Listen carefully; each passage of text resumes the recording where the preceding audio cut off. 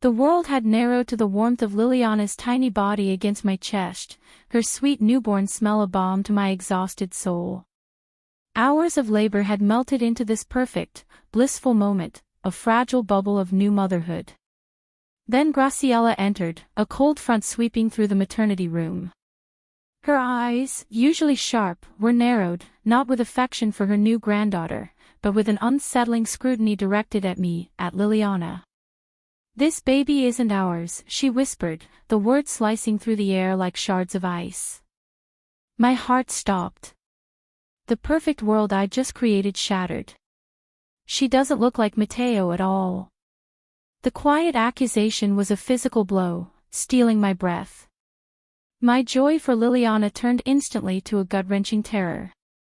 Every cell in my body screamed protest, but my voice was trapped, choked by shock and a sudden, paralyzing fear. I clutched Liliana tighter, her innocence a stark contrast to the venom pooling around me.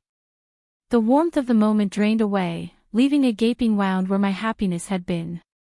I was not just accused, I was dismissed, my entire being invalidated in that single, cruel utterance. The world tilted, an earthquake rumbling through the foundations of my new motherhood. Graciela's words, "This baby isn't ours. She doesn't look like Mateo at all," echoed in the sterile silence of the maternity room, amplifying the harsh reality of her accusation. My breath hitched, a dry, rasping sound that only I seemed to hear. I looked desperately at Mateo, my husband, the man who had promised to cherish me, to protect us. His eyes, usually warm and loving, were now darting between his mother and me, then settling on our innocent daughter, Liliana, with an unfamiliar, terrifying flicker of doubt. He said nothing. Not a word of protest. Not a denial. Just silence. That silence was a dagger twisting in my fresh wound, a silent endorsement of his mother's venom. It sliced deeper than any spoken word, confirming my greatest fear: he was listening to her. He was doubting me. The crisp white sheets of the hospital bed suddenly felt like a shroud. The gentle hum of the monitoring equipment, which moments ago had been a comforting lullaby, now sounded like a menacing buzz. The scent of antiseptic, once benign, grew sharp, metallic, tasting of fear. Nurses bustled past the open door, their cheerful greetings to other new parents a cruel counterpoint to the storm raging within my small room. I imagined their smiles faltering, their eyes widening as they passed, picking up on the toxic energy emanating from my bed. The public nature of my humiliation, trapped in a room with glass windows, made my shame burn hotter. Graciela, seeing Mateo's silence, grew emboldened. She didn't shout, but her presence expanded, filling the room with a suffocating judgment. She didn't look at me directly, but her gaze lingered on Liliana, her perfect little face, her tiny hands. "See," she murmured, not to me, but to Mateo, her voice laced with a subtle accusation. "Her nose, her eyes, they're not Mateo's features. Not our family features." Each word was a tiny chip off the porcelain facade of my happiness. I tried to speak, to defend myself, to appeal to Mateo. "Mateo," I whispered, my voice raw, "what is she talking about? This is our daughter. Your daughter." My eyes pleaded with him, searching for a spark of recognition, a flicker of the love and trust we had built. But he kept his gaze fixed on Liliana, his jaw tight, a muscle twitching in his cheek. He wouldn't meet my eye. His silence screamed his betrayal. My mind raced, reeling from the onslaught. Every memory of my pregnancy, every intimate moment with Mateo, every shared dream for our child, was now tainted, called into question. Had I done something wrong? Was there a flaw in me, in my love, that had allowed this doubt to fester? Panic began to set in, a cold wave washing over the exhaustion of childbirth. My body, still aching and tender, felt suddenly alien, a vessel that had betrayed me by bringing forth a child that didn't look like her father. "Graciela, please," I tried again, my voice gaining a desperate edge, though still barely a whisper. how can you say such a thing? You know this isn't true. I reached out, a clumsy attempt to touch Mateo's arm, to pull him back to me, to us. He flinched, a barely perceptible movement, but enough to shatter what little hope I had left. He pulled away. The cheerful chatter of visitors from the next room, the smell of hospital food, the distant cry of another baby, all these sensory details pressed in on me, creating a surreal backdrop to my private agony. I was supposed to be cradling my daughter, basking in her newness, sharing proud smiles with my husband. Instead, I was a criminal, silently accused, publicly shamed, and terrifyingly alone. The nurses, sensing the tension, seemed to give our room a wider berth. Their professional courtesy felt like an acknowledgement of my pariah status. I was no longer Adira Santos, proud new mother. I was the subject of whispers, the recipient of sidelong glances, a woman whose purity was being questioned. A cold dread settled deep in my stomach. The initial shock gave way to a burgeoning fear, not just for my reputation, but for my marriage, for Liliana's future. What kind of life would she have, born into such suspicion? How could Mateo stand by and let his mother destroy everything we had? My heart ached with a pain far more profound than any physical discomfort from the delivery. It was the pain of betrayal, of utter isolation, and the terrifying realization that the very people who should have celebrated my new life were tearing it apart, piece by excruciating piece. My beautiful, perfect daughter, my miracle, had become the catalyst for my nightmare. The door creaked open, admitting a fresh wave of family, but instead of warmth, they brought a chilling draft of suspicion. Mateo's aunt and uncle, his cousins, even his younger sister, all entered with practiced smiles that didn't quite reach their eyes, their gazes flicking from me to Liliana, then settling on Graciela's stern face. My mother-in-law, ever the matriarch, took center stage. "Such a tiny thing," Graciela announced, her voice pitched just loud enough to carry through the room, her hand hovering over Liliana's bassinet without quite touching. "Doesn't have Mateo's nose, does she? Or his father's strong jaw? Our family has such distinct features." It wasn't a question, but a pronouncement, laced with an insinuation as sharp as a scalpel. She exchanged a meaningful glance with Mateo's aunt, who nodded slowly, a knowing look on her face.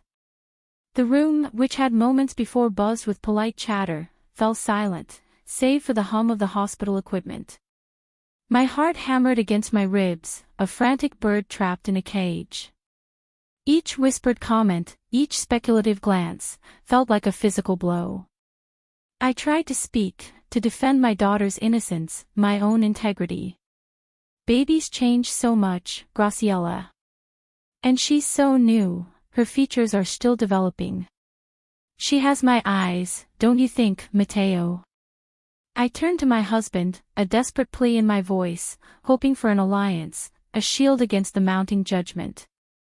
Mateo, however, remained glued to his phone, pretending to be engrossed in an urgent email. He mumbled something unintelligible, eyes still fixed on the screen, a visible barrier between us.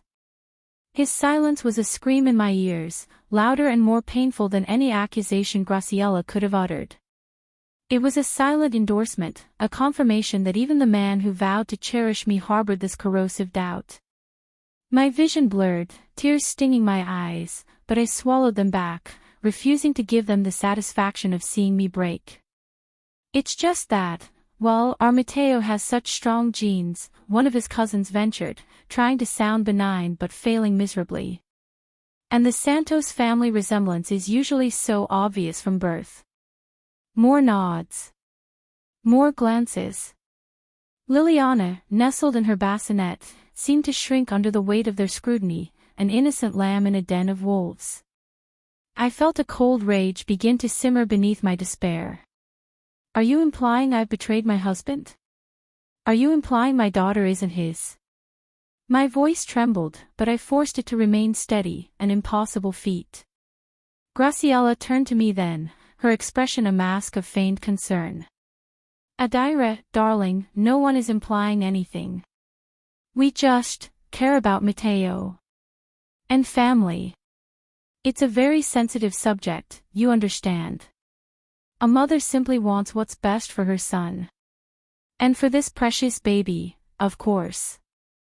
For everyone's peace of mind. The word peace hung in the air, tainted with venom. It was her insidious way of escalating the attack while claiming the moral high ground, twisting her cruelty into a perverse form of care. My attempts to defend myself were met with polite smiles and averted eyes. Mateo's sister offered a flimsy, well, someone has to say it, Adira. It's better to clear the air, right? As if I was the one who needed to clear the air, as if I was the one who had introduced this poison into our lives. I was being tried and convicted in my own hospital room, my postpartum body still aching, my heart bleeding from a wound far deeper than any incision. The hospital room, once a sanctuary, became a public arena of humiliation. My fear was no longer a silent companion, it was a roaring fire, consuming me. Fear for Liliana, that she would grow up under this shadow, branded illegitimate before she even knew what the word meant. Fear for my marriage, that it was already crumbling, shattered by the weight of unspoken accusations and unanswered questions. And a terrible, crushing fear for myself, that I would lose everything, my reputation, my husband, my very identity as a good wife and mother. I locked eyes with Mateo across the room. He finally looked up from his phone, his face a landscape of shame and discomfort, but still, he said nothing. He didn't come to my side. He didn't meet my gaze for more than a fleeting second before his eyes slid away, focusing on a spot just over my shoulder. He was betraying me, not with a lie, but with his agonizing silence, a silence that cut me to the core. Mateo, I whispered, my voice raw, a desperate plea tearing from my throat. Please. Tell them. Tell them this is our daughter. Tell them you know she's yours. My eyes pleaded, begging him to be the man I married, the man who promised to stand by me. He shifted his weight, clearing his throat. Adira, we'll talk later. Not now. There are too many people. His voice was low, laced with embarrassment, but not conviction. Not belief. It was avoidance, pure and simple. My heart shattered, truly and irrevocably. The love I felt for him, the trust, felt like ashes in my mouth. My husband, the one person in the world who should have been my unwavering champion, was instead the architect of my deepest despair, allowing his mother's venom to fester, to consume me. I was utterly, irrevocably alone, drowning in a sea of doubt and betrayal, with no one to throw me a lifeline. My beautiful, innocent daughter lay beside me, oblivious, while my world disintegrated around us. That gut-wrenching feeling of being dismissed, unheard, utterly alone, it's a pain many of us have faced. Adira's struggle to be believed, her isolation, echoes a universal truth about needing validation. If her story resonates with you, if you've ever felt overlooked or misunderstood, we invite you to subscribe to our channel. Join our growing global community where experiences like Adira's are shared, understood, and validated. Your subscription helps us bring more powerful narratives to light, stories that remind us we're not alone and that our voices matter. Come find your safe space with us. I closed my eyes, a silent scream tearing through the desolate landscape of my soul. My husband, Mateo, had turned away. The man who swore to protect me, to cherish me, had chosen doubt, had chosen his mother's poisoned words over my shattered trust. The public humiliation was a physical weight, pressing down, suffocating me. I felt the hot, ugly flush creeping up my neck, knowing every eye in the maternity ward, every passing nurse, every curious visitor, was dissecting my tragedy, turning me into a pariah. Liliana, nestled against my chest, was the only pure thing left, a tiny anchor in my shipwrecked world. I held her tighter, pressing my face into her soft hair, inhaling her sweet, new scent, willing myself to disappear. Mrs. Santos. A new voice, calm and measured, cut through the suffocating silence Graciela's accusation had created. It wasn't a whisper of judgment, nor a hurried apology. It was simply, present. I looked up, my vision still blurred with unshed tears. Dr. Kimani stood by my bedside, her presence a quiet authority that instantly commanded attention. Her eyes, dark and intelligent, held a warmth that felt like a splash of cool water on my fevered skin. She wasn't smiling, but there was an unmistakable understanding in her gaze. She hadn't been there for the initial blow, but she had clearly pieced together the fragments of the scene: Graciela, stiff and disapproving, Mateo, slumped in his chair, avoiding eye contact, and me, utterly broken, clutching my baby. She didn't address Graciela or Mateo first. Her focus was entirely on me.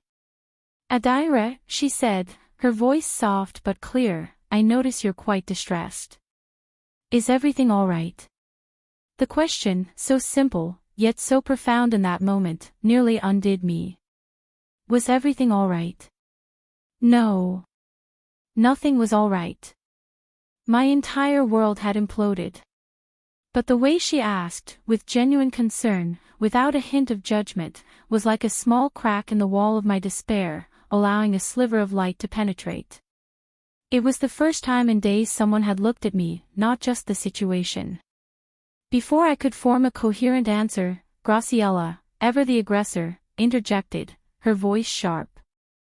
"Dr. Kimani, it's a family matter." Misunderstanding.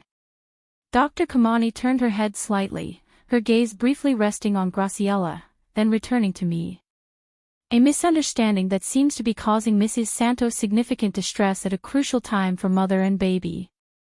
Her tone was firm, a subtle but undeniable pushback against Graciela's attempt to dismiss my pain. "Adira, if you're comfortable, perhaps you could tell me what's happening." My throat was tight, but the dam was cracking. They don't believe Liliana is Mateo's daughter," I choked out, the words tasting like ash. "My mother-in-law, she says she doesn't look like him." My voice broke on the last word, a raw confession of the wound that festered. Dr. Kimani listened patiently, her expression unwavering. She cast a brief glance at Liliana, then back to my face. She didn't offer platitudes or dismiss Graciela's claim. Instead, she offered something far more valuable, a path to clarity. "I understand this is an incredibly sensitive and painful situation, Adira," she began, her voice gentle but authoritative. "For a mother to be doubted like this, especially right after childbirth, is unacceptable. And for a child to have their paternity questioned without cause can have lasting emotional consequences for everyone involved." She paused, letting her words sink in.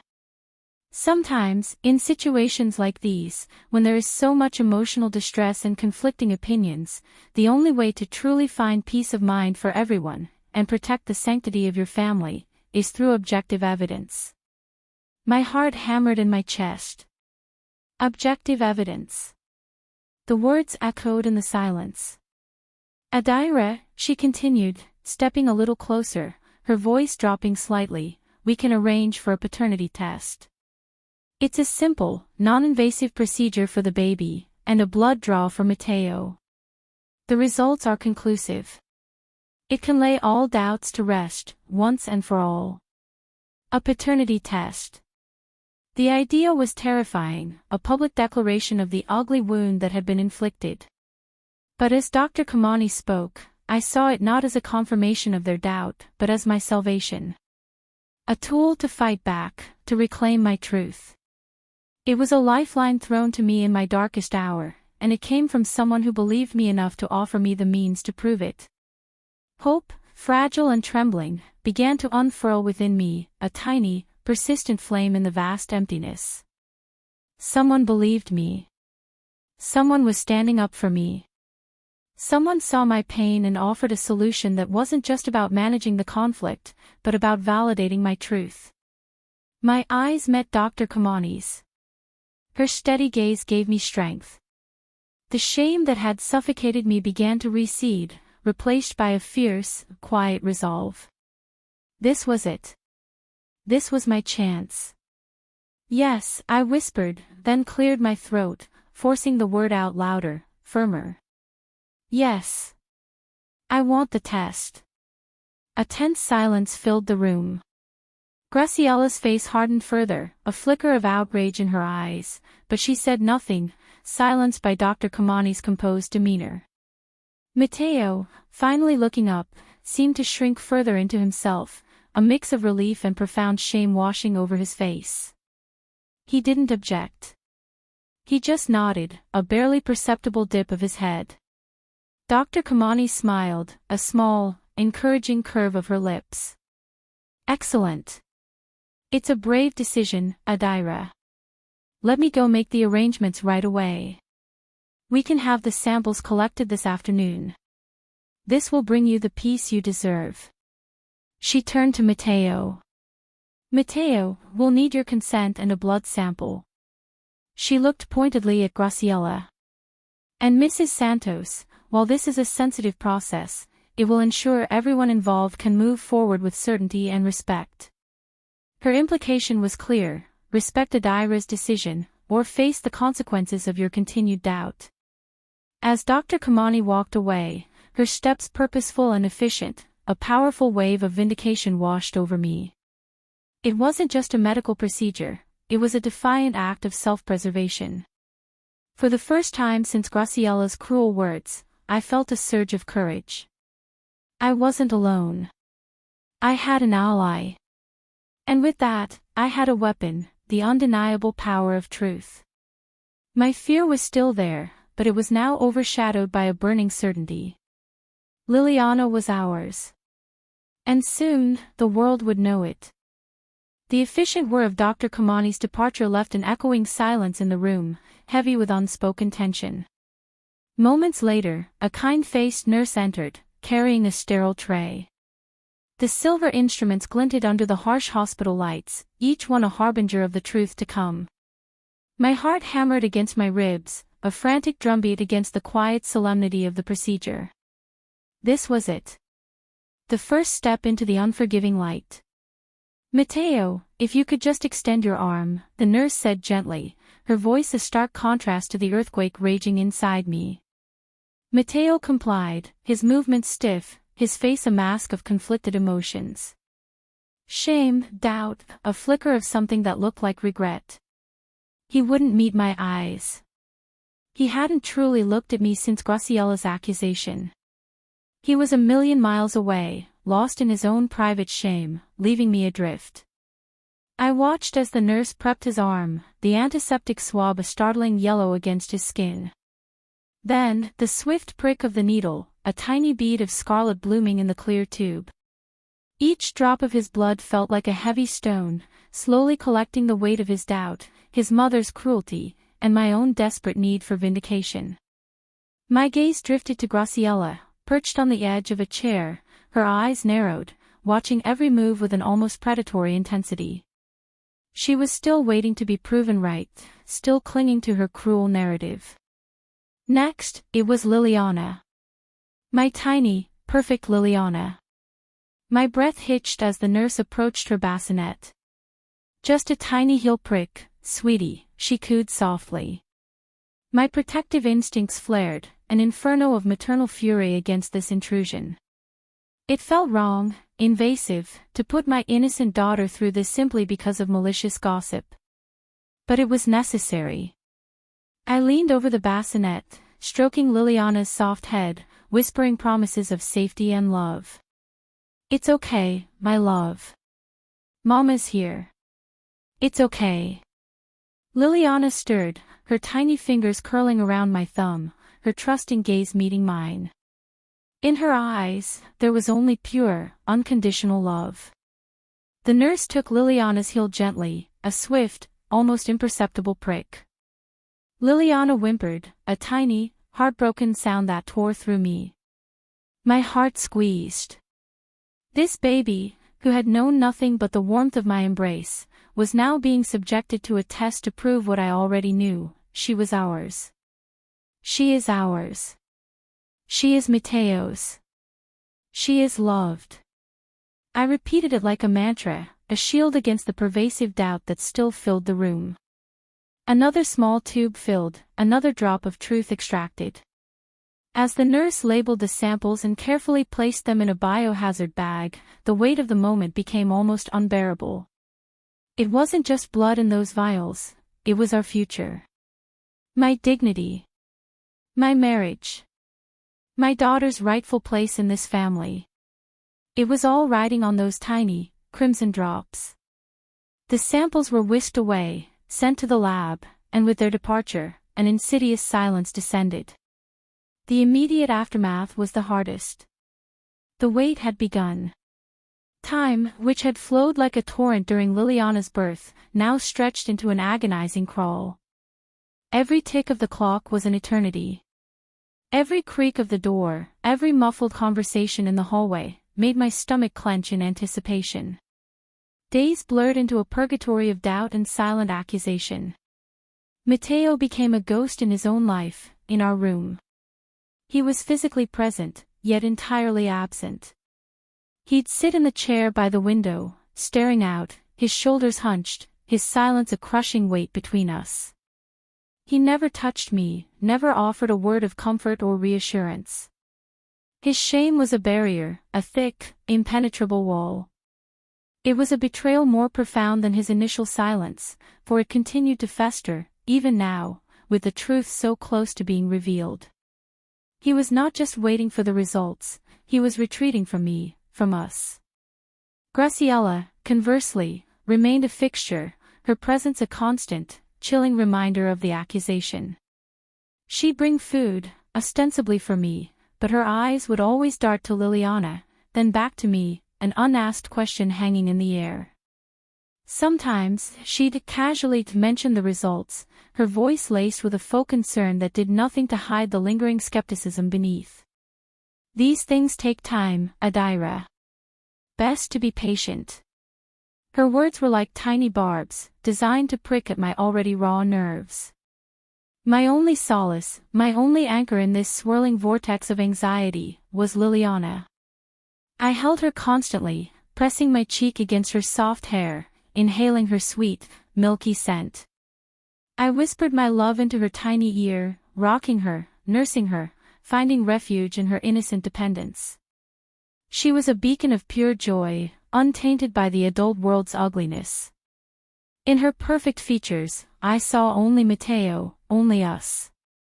Her tiny hands, her button nose, the curve of her lips, they were undeniably his. It made the waiting even more unbearable, knowing the truth was so obvious to my maternal heart, yet still required scientific validation for others. Sleep was a fractured landscape of nightmares and restless tossing. I'd wake in a cold sweat, Graciela's accusing voice echoing in my mind, Mateo's silent judgment pressing down on me. I spent hours just watching Liliana sleep, charting her tiny breaths, feeling an overwhelming surge of protectiveness. She didn't deserve this. I didn't deserve this.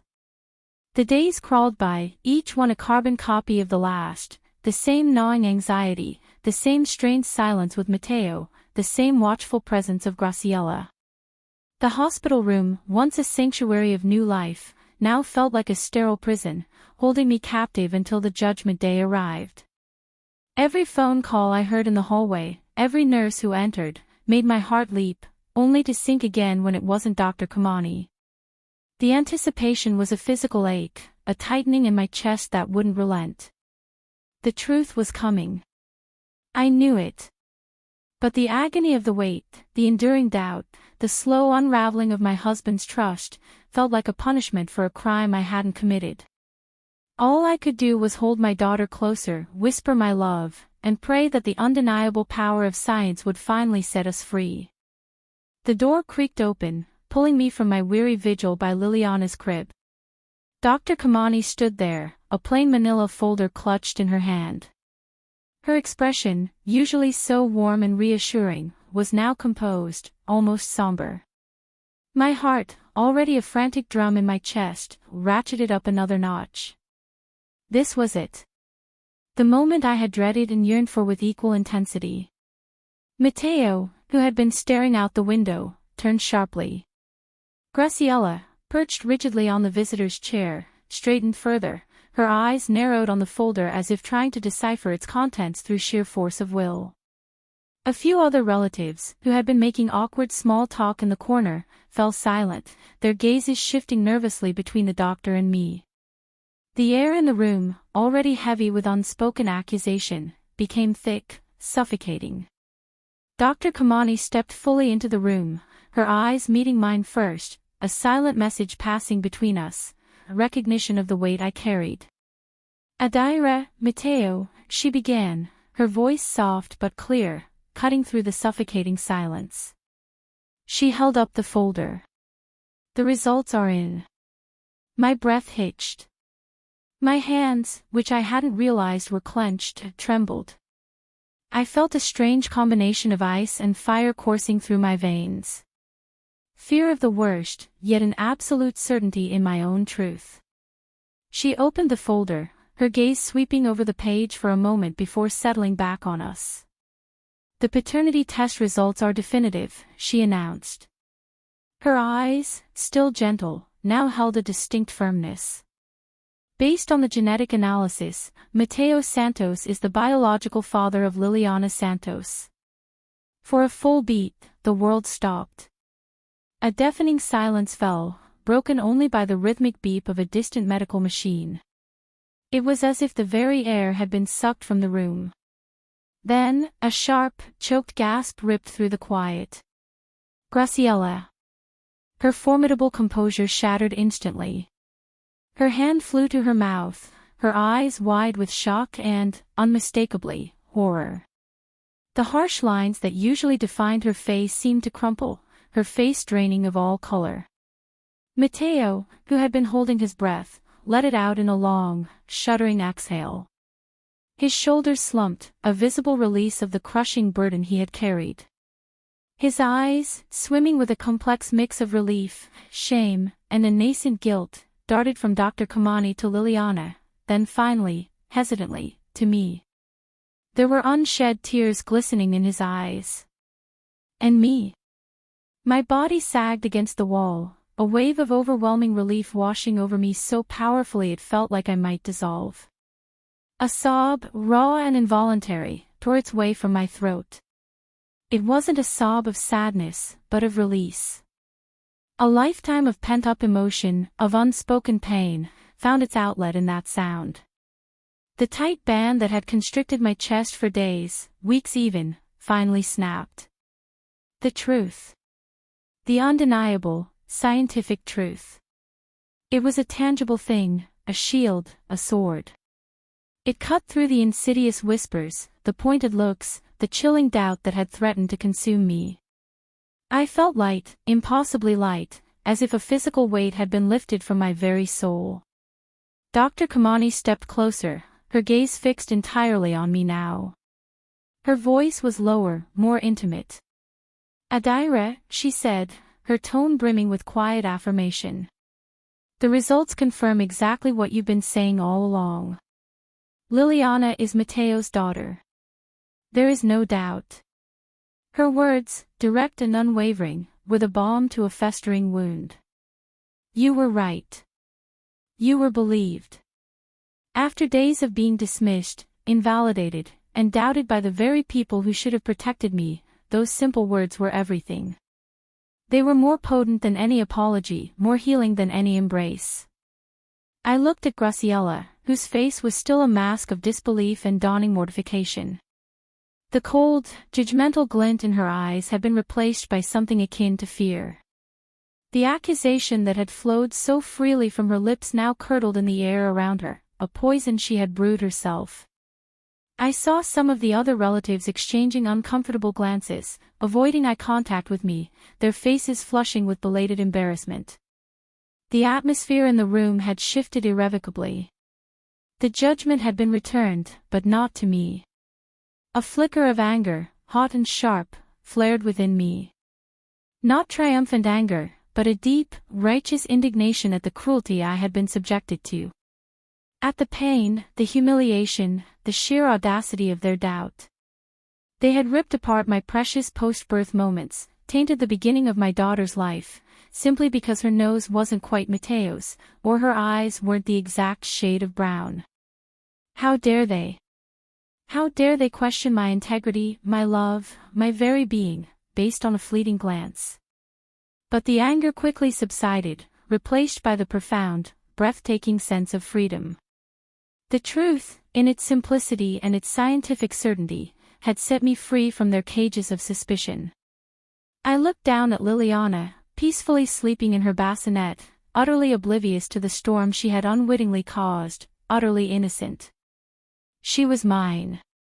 She was Mateo's. She was ours. My heart swelled with a fierce, protective love. This was my vindication. Not a gloating victory, but a quiet, powerful reclaiming of my dignity. Dr. Kimani's presence, her compassionate validation, solidified it. I was a mother, a wife, a woman who had stood her ground against an onslaught of doubt. And I had been proven right. The silence in the room stretched, no longer suffocating, but brimming with the weight of consequences. For me, it was the sound of a new beginning, a testament to resilience, and the undeniable power of my own truth. The undeniable truth hung in the air, a silent, powerful judge. Graciela, moments ago so formidable, now seemed to shrink. Her face, usually set in a mask of stern disapproval, crumpled into an ash-gray landscape of shock and shame. The triumphant glint in her eyes evaporated, replaced by a wide, disbelieving stare. She made a sound, a silent, strangled gasp, and then, without a single word, turned her back to us, her shoulders slumping, and retreated from the room.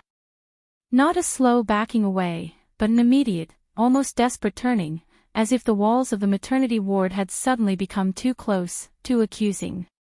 The sound of her hurried footsteps faded, leaving behind an echoing void. Then, Mateo. He had been frozen, a statue of conflicted agony, but now, the dam burst. Hot tears streamed down his face, not the quiet, contained tears of sorrow, but a raw, gut-wrenching torrent of shame and relief. He took a hesitant step towards me, his gaze locked on Liliana, then on my face. Adira, he choked out, his voice a broken whisper. Oh, Adira, I am so sorry. So sorry. He reached for my hand, then hesitated, as if unsure if he still had the right.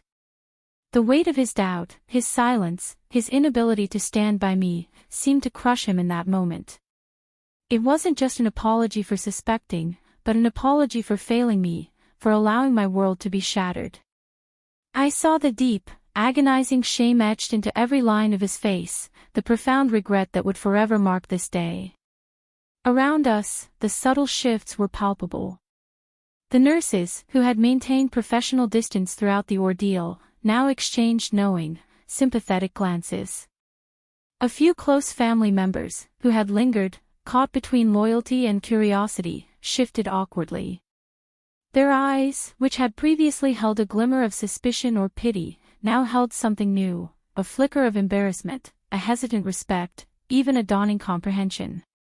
The air, which had felt thick with unspoken judgment, suddenly felt lighter, breathable. I saw a cousin quickly avert her eyes, an aunt clear her throat loudly, unable to meet my gaze. The silence, moments ago oppressive, was now brimming with the weight of newly understood truths. But my focus remained on Dr. Kimani. She offered me a small, almost imperceptible nod, her eyes, full of quiet understanding and professional compassion, meeting mine. In that moment, she wasn't just a doctor, she was my silent hero, the one who had seen beyond the accusation, beyond the public spectacle, to the terrified, exhausted woman underneath.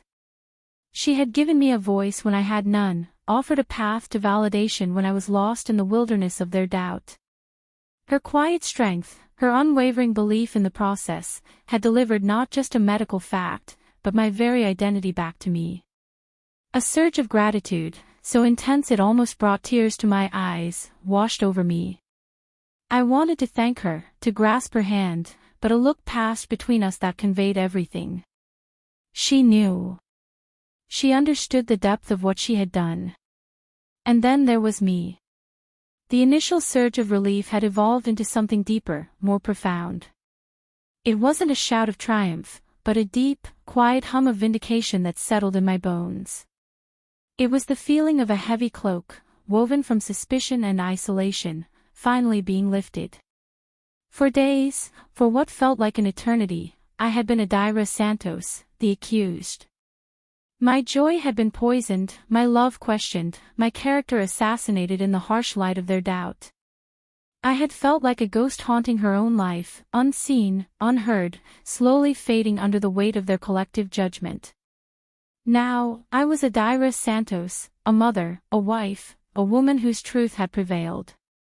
It wasn't just Liliana's paternity that had been confirmed, it was my integrity, my honesty, my worth that had been reaffirmed. I felt a quiet strength bloom within me, a sense of having weathered a terrible storm and emerged, battered but unbroken. I didn't want to gloat, didn't want to throw their shame back in their faces. That wasn't who I was. But I stood taller, my gaze steady, refusing to shrink. My voice, which had been silenced by shock and despair, felt ready to speak again, stronger and clearer than before. The exhaustion was still there, but now it was the exhaustion of a battle won, not a battle lost, carrying with it the promise of genuine rest and the beginning of a long, arduous path to healing. I was seen. I was heard. And in that moment, that was everything. The immediate aftermath of Dr. Kimani's pronouncement was a strange mix of chaos and deafening silence. Graciela, her face a mask of disbelief and then grudging acceptance, mumbled something that might have been an apology. It was thin, reedy, barely audible, and certainly not heartfelt. I suppose I was mistaken, she choked out, eyes fixed on some point beyond my shoulder, unable to meet my gaze. Forgive me. But forgiveness wasn't a casual offering, not for a wound so deep. I didn't respond, didn't even nod. The words hung in the air, hollow and weightless. I simply watched her, the new Adira, the one who understood the difference between true contrition and a desperate attempt to save face.